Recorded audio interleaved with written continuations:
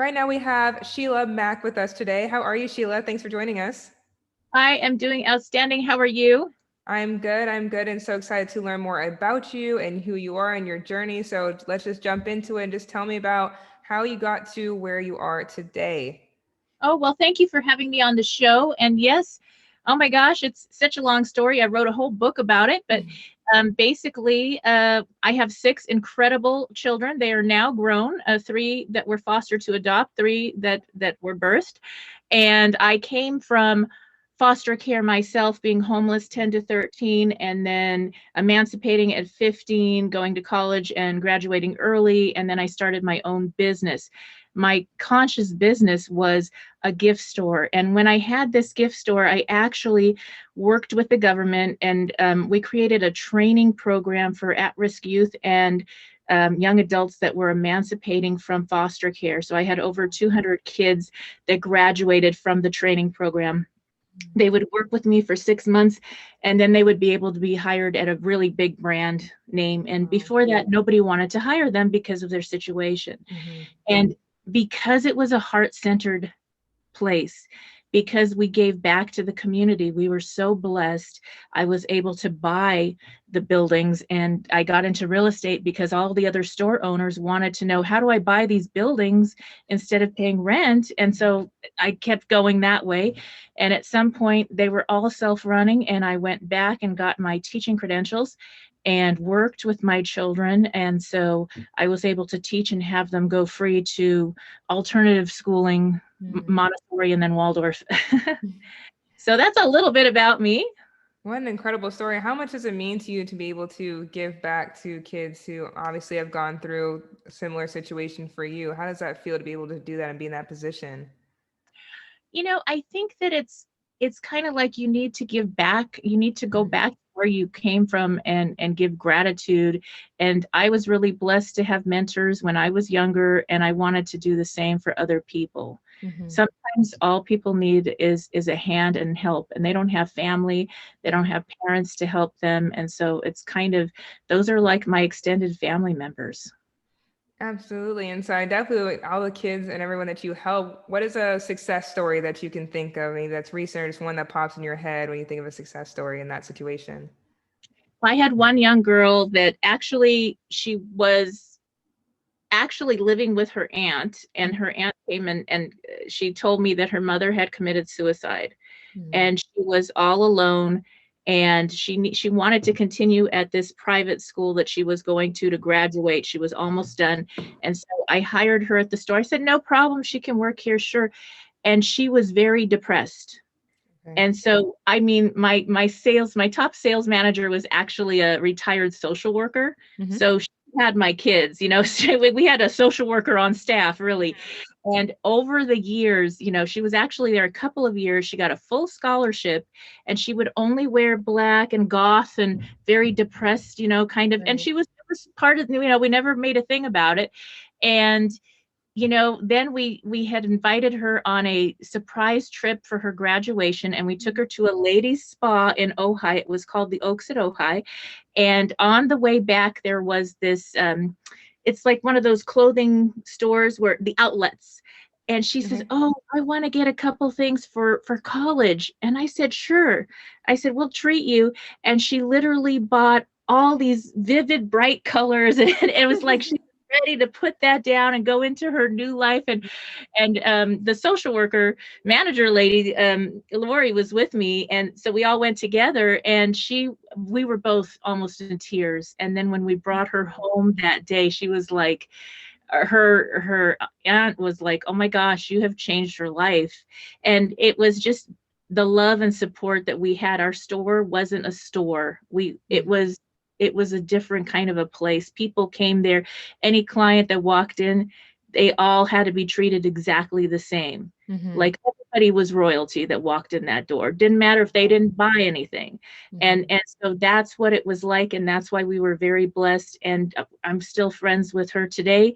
I actually have permission to share about her story in my book. And so that's why I shared here. And it's just been that was priceless to me. Oh my God. And how do you handle, I guess, also, like you said, dealing with so many different personalities and stories and situations. I mean, what is that like juggling that for you? Because obviously you try to put everyone on the same playing field, giving everyone the same opportunity. I mean, people talk about it in business, but it's obviously their personal lives too. Just so many different backgrounds. You know, it was something, maybe because I came from there. Like, I lived in those homes and grew up in the situation, that I was able to interview and know who was really hungry and ready to change. And I'm telling you, nobody took anything from our registers. There wasn't a penny missing. There was no problems like that. The stigma. Not at all, because it was family. And there was something about that vibe that we had, that we shared with each other, that everybody knew, and everybody had each other's back. The kids really stuck together, and now they own their own businesses. This was, okay, I started my first store when I was 23. So, and you know, and so that's a while ago, because my daughter is 23 and she's younger. And so that was a long time ago. They have their own businesses, and we still are connected in many ways. So. And so what would you say for our listeners who maybe have businesses or anything? Like you said, there's a stigma of not wanting to hire people with this kind of background. What would you say to them as far as kind of being an advocate for these kids?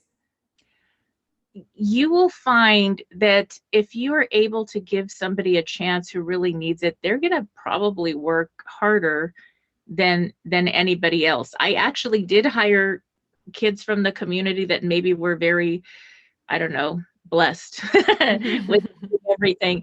And I remember one girl, I had to fire this young girl because she would call out and say, I want to go to the beach today. I didn't feel like working.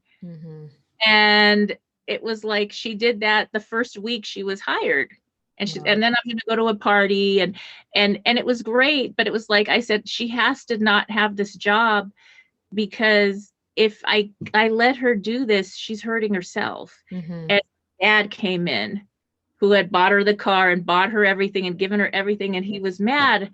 And I was like, you know what? You are not doing your child a favor, your young daughter a favor. You are hurting her by letting her have everything.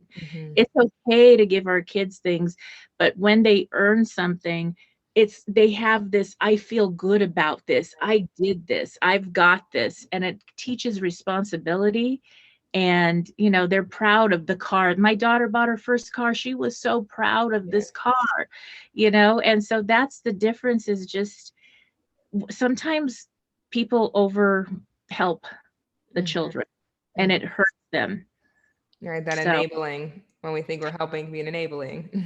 Yes. And so it's, be open to that, because you will see that the kids that come in that haven't had the opportunity, they probably applied to 50, 60, 100, I don't know, more places, and no one wanted them, and they will be there early. They will stay late. They will help, and they will contribute. And when you give them that opportunity, there's so much gratitude. And so now you've mentioned your book a few times, so I definitely want to give you a chance to talk more about your book. What can we expect? Where can our listeners go to get it? Okay, so my book I actually wrote when my house burnt down in 2017 in Ventura fires. So I lost everything, and I thought, wait a minute, I did something different. So I wrote out the formula. It was the Boots formula for being, for saying my order of operations, for knowing my orientation, my thinking, and my stepping up. And so I put it all into different scenarios, different stories of things that could happen to us in life. And that's for parenting, for relationships. Maybe you're going through a divorce, a career shift, something's happened in life. Maybe it's just your kids grew up and now it's like, what do I do? And so with that, you can use that formula. There's lots of activities and resources. I share about many free resources to help people. My goal was just to help people. Like when I lost my home, my cat, my car in the same day. I was demoted fast. Right. And quick. Yeah, I was like, wait, what happened? And I did something different. And I said, I want to be able to be somebody's guide. Like it was my best friend reading this book. What would I say? How would I help to get them back on track quickly? And I wrote that before we had our COVID universal pause, right before that all happened. So I feel like it was very guided and on point for our time. And for our listeners who are interested in getting the book? Okay, yes. So you can go to SheilaMac.com. And am I allowed to give giveaways here? Yes, I was going to ask about that too. Yes, and then I have an actual Boots meditation and a whole introduction to the Boots formula that you get free. And that you can get at Sheila Mac, SheilaMac.com/boots, BOOTS meditation.com. And then to wrap things up, please just tell us, where do you see your company, your business, who you are as a person? Where do you see your future in the next 3 to 5 years? I just see myself helping more people that are getting reestablished, rebuilding. Maybe they want to build their financial house, they want to put their life in order and do things differently to get different results so that they are empowered. And if we have another surprise thing that shows up, they've got this. And their children, they're able to bless their children and future generations with that kind of security. Wonderful. Sheila Mac, thank you. You're such a special soul, and thank you for giving back to an experience that you had yourself and joining us today to tell us all about it. All right. Thanks for having me on the show again.